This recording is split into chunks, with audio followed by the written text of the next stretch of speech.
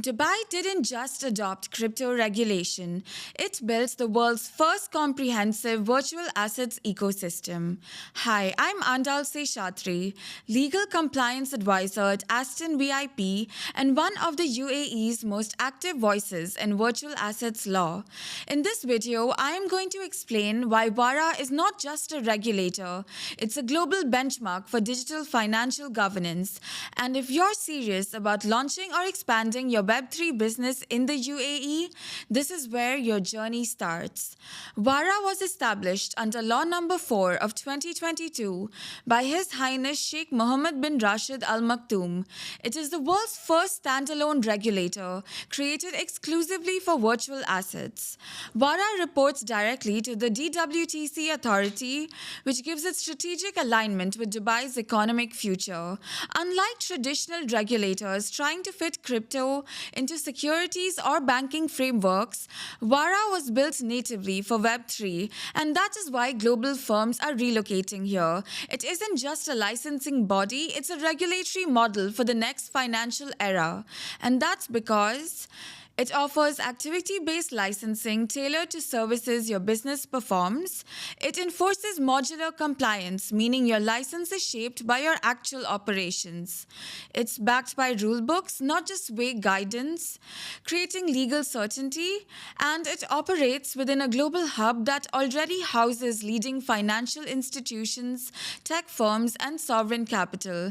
And that is why jurisdictions like Singapore, the United Kingdom, and Hong Kong are watching and embodying how VARA evolves. VARA has 8 core activity-based licenses, which applies to a specific type of virtual asset service: advisory services, broker-dealer services, custody services, exchange services, lending and borrowing services, management and investment services, transfer and settlement services, and token issuance services divided into Category 1 and Category 2. These licenses are structured to be modular, so firms can apply for multiple categories depending on their business model. Each license also comes with its own obligations, from tech security and AML to disclosures, audit trails, and consumer protection. If you're a DeFi platform that enables swaps or lending, a Web3 startup issuing a token or utility coin, a stablecoin issuer, a centralized or decentralized exchange, a custody provider, or even a protocol DAO with treasury activity, and you are operating from Dubai, marketing to Dubai, or serving UAE-based clients, you need to engage with VARA. Even non-custodial or smart contract-driven platforms come within VARA's scope. In fact, it's one of the few jurisdictions where DeFi and TradFi are given equal regulatory treatment.